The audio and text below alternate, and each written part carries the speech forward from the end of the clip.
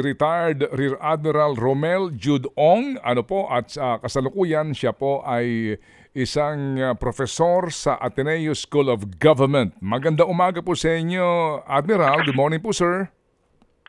Magandang umaga po, Manong Ted at Miss DJ.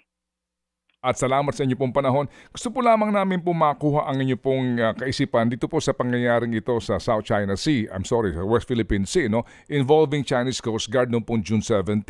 Doon po muna sa mga visuals na ating pong napanood at ating pong napakinggan. Ano po ang inyong masasabi doon muna? Well, ang nakita natin dito, yung disparity ng puwersa na ginamit laban sa atin nung ginawa yung resupply mission. Nakikita natin yung kapasidad nila mag-swarm dahil mas marami silang barko, mas marami silang tao, mas marami silang rubber boat. At ito yung dapat konsiderasyon natin sa mga susunod na resupply mission. Yun yung advantage nila na kailangan nating pag-isipan paano ma-offset eh. Opo. Kayo po, sir, kasi bagamat we have to move forward nga, para po hindi na ito maulit pa.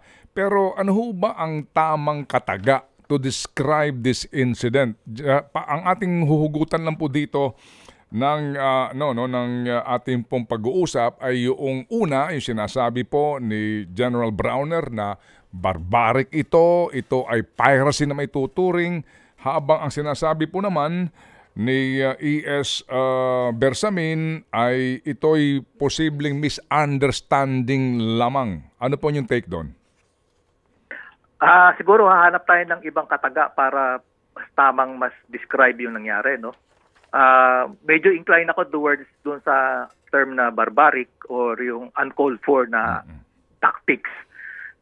Ginamit nila yung taktika na ginagamit nila doon sa kanilang pagtutunggali between yung China at saka India doon sa border conflict nila eh. Yun yung binitbit nilang taktika dito sa recent incident sa Ayungin Shoal. So, ang nakikita ko rito is kailangan nating pag-isipan ano yung ating counter response doon sa taktika na yun. Yung konsepto ng misunderstanding, medyo off yun. I think parang lumalabas ka din sa pagkakalatag ng mensahe ay para pang binibigyan pa nating puwang yung naratibo ng China dito sa ganyang pananaw. Opo. So sa sitwasyon po ngayon, kung mamarapatin po ninyo, ano po ang inyong ipinapanukala sa ating pamahalaan para po hindi na maulit itong gantong pangyayari na nakita ho naman po natin kung gaano tayo kadihado? Ano pa rin Manong Ted kulang yung resources yung capacity issue yung kailangan natin solve So yung long term talaga is yung paano natin i-modernize o upgrade yung ating santatang lakas at ating Coast Guard. That's long term. Hindi naman natin pwedeng managinip tayo ngayong araw bukas nandiyan na yan. So ang near-term solution natin dito is tingnan natin ano yung resources available natin, ikalap natin yun, at yun yung ibuhos na natin doon sa Ayungin Shoal para lang sa mga resupply mission. Hindi pwede yung yung tingi-tingi yung pag-introduce natin ng puwersa doon. Kasi ang katunggali natin, gaya na sinabi ko kanina, meron siyang kapasidad para mag-swarm magbuhos ng resources o barko, tao at pang puwersa para pigilan tayo gawin yung resupply mission. Pero ito ho bang resupply mission na ito na lagi natin ginagawa, ito ho ba ay dapat na ipinagpapaalam talaga sa China? Yun ho ba din ang inyong pagkakaintindi dito sa naging press conference nila E.S. Bersamin? At sa sinasabi ngayon na maging ng Coast Guard na kinakailangan na pong isa publiko kumbaga to inform all parties kapag mayroon pong RORE mission? Sa akin po, this is personal opinion ko na lang po, sa tingin ko po kasi pag yan po ang tinahak nating landas, di ba po magpapaalam ka sa isang tao kung siya yung may-ari ng bahay. So parang ang nangyayari po rito, pag nagpapaalam tayo, parang sila yung may-ari ng Ayungin Shoal. Ganun po yung pananaw ko dito. baka mayroon pang ibang option para ma-de-escalate yung situation na hindi tayo pupunta ron sa direksyon na yon. Kung titingnan natin, duktong-duktong po yan yung kontrobersya po nung gentleman's agreement at saka yung pag-wiretap o yung pag-record nung conversation ko between sa mga opisyalis natin at nung embahada nila. At yung mga pronouncement ng Beijing, ng foreign ministry nila, doon patungo po yun eh. Kasi po pag nagpaalam tayo, naipasok na yung naratibo nila na sila ay may-ari ng exclusive economic zone natin. Kaya tayo nagpapaalam sa kanila. Opo. So paano kaya ito, sir, no? Kayo po bilang maalam sa isyong ito, paano natin tatangkilikin ito ngayon na parang nag-iiba-iba ang sinasabi ng ating pong gobyerno, ng mga taong gobyerno? Yan po yan po Manong Ted, yung parang tinatawag nating elephant in the room na dapat solvein ng gobyerno natin. Kasi parang kailangan po nilang bagsanib puwersa. Kasi po maraming, nagkataon po kasi yung pagkaka-evolve nitong problema natin sa West Philippine Sea, marami pong ahensya ng gobyerno ang involved dito. So at some point nagkakaroon na ng dahil po yung pagkaka-set up ng bureaucracy natin, minsan hindi nagkakaintindihan ng pananaw. So tingin ko ang first challenge that we have to overcome dito is yung mag-usap-usap yung mga ahensya na involved, reviewin yung strategiya na ginagamit at tingnan kung paano ito ayusin. Kasi hindi pwede yung may kanya-kanya tayong strategiya, dapat isa lang. Then tingnan din natin yung ibang larangan kasi po tumanong Ted ang approach po rito, kagaya ng ginagawa sa atin ng China, lahat po ng tools ng statecraft is involved, yung diplomasya, impormasyon, yung militar, yung ekonomiya, lahat po yan dapat magkakasundo yan nagkakaintindihan yung pagka-implementa mo doon. So dito po sa atin, ang challenge po sa atin is paano natin i-synergize yung lahat po ng tools of statecraft para po siya ay coordinated. Hindi po yung parang, kumbaga sa choir ay parang sintonado yung laban. Sir, dito po sa sa sinasabi lagi ng China na kasi nagdadala kayo ng construction material, kasi ganito, kasi ganon, no? Dito po sa ginagawa nating resupply mission na ito. Sir, hindi ho ba itong barkong ito ay nabubulok na? Ano ho ang inyo pong analysis dito? Kung ganun po na as in binabantayan ng China kung ano dinadala mo doon, talaga ho bang doon ng tungo nito? Inihintay na lang ng China na magkusa itong masira at nang ganun mawala na yung ating base doon? What do you think? Ang game plan po ng China talaga is hintayin nila masira yung barko. Okay? Kusa na lang siyang gumuho dahil sa katandaan at yung kalawang. Due to natural element, yung kalawang.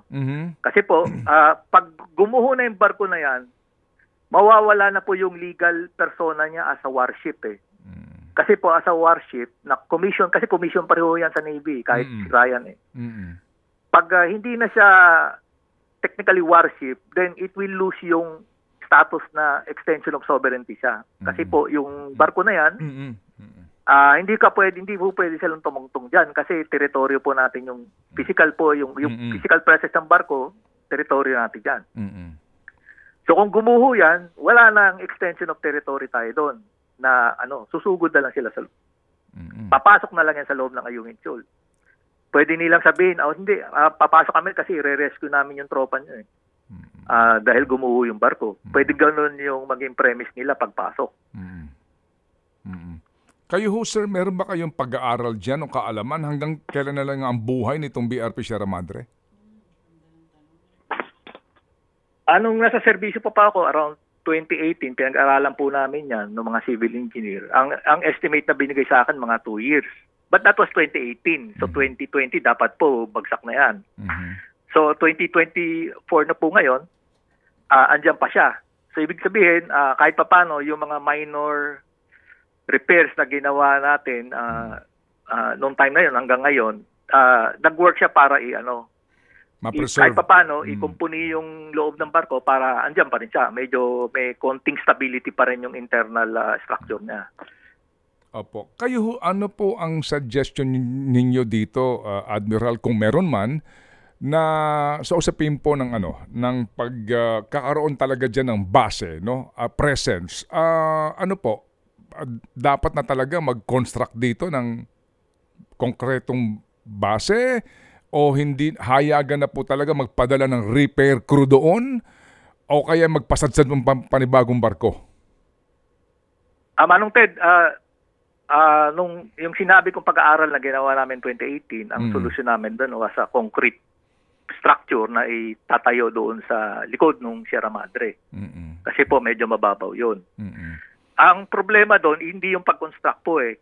Number one problem po kung construction yan, matagal po yung siguro abutin po ng ilang buwan para matapos 'yun.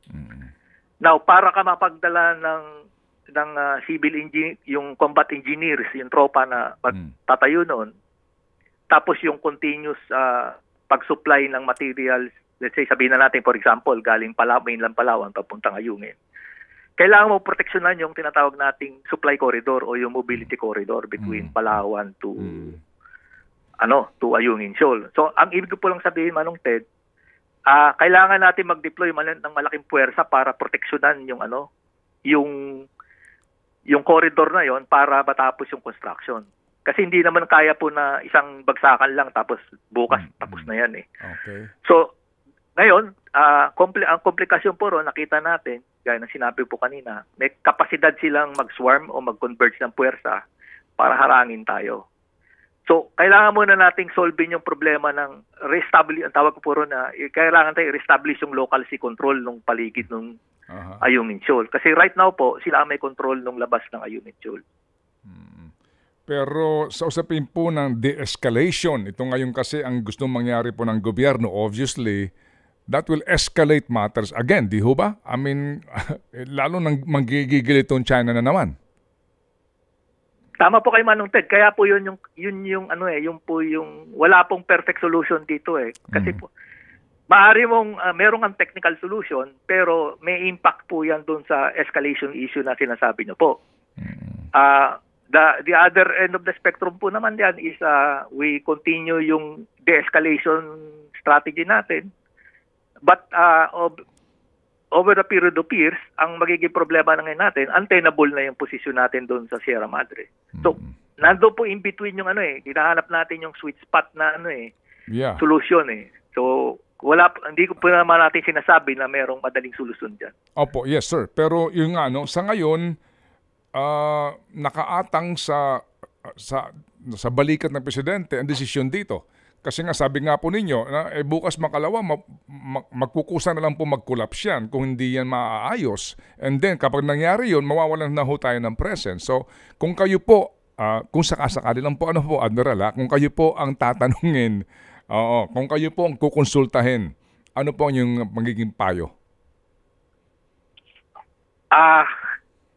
Depende po kasi yan sa maraming factors eh. Number one, kaya ba nating, assuming po ang desisyon natin ay mag-construct ng facility doon o palitan yung Sierra Madre, kaya ba natin dalhin yung puwersa natin kung saan manggaling yung papuntang Ayungin Shoal?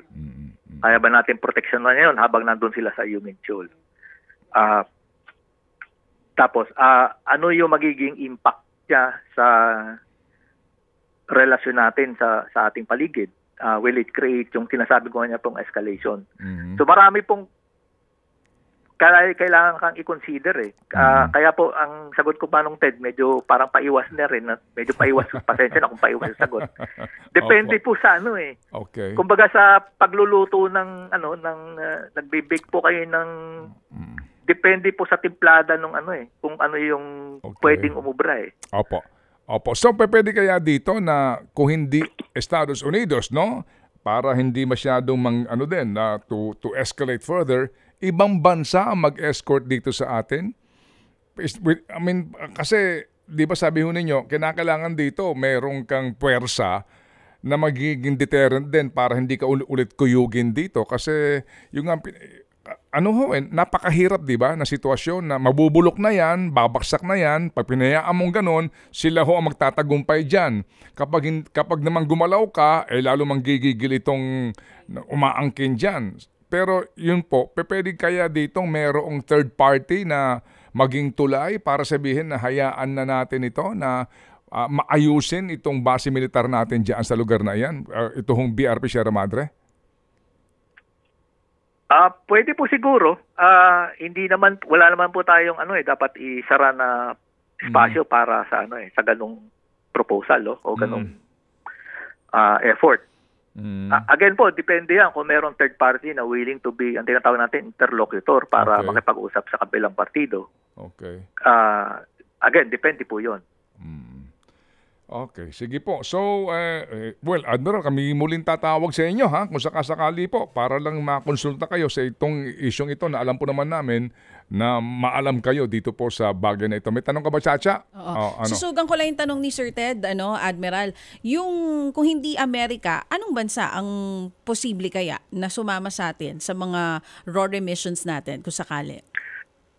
Ganito po, Miss DJ. Kung nakikita niya po, ang ginagawa po ng gobyerno natin ay nagda-diversify ng partnership o strategic partnership. So parang lumalabas po to yung dati po kasi nung unang panahon, kinahon natin yung sarili natin sa yung Philippine-US alliance.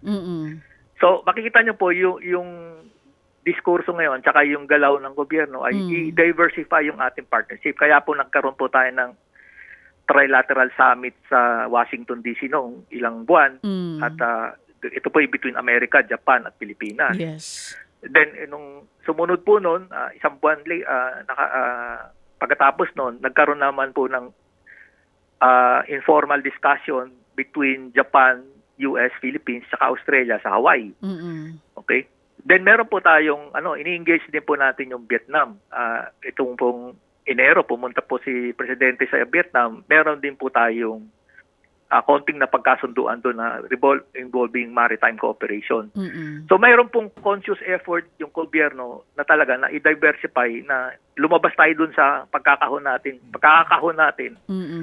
sa ating defense relations sa Amerika. Okay. Sige. So, Admiral, salamat sa inyo pong panahon.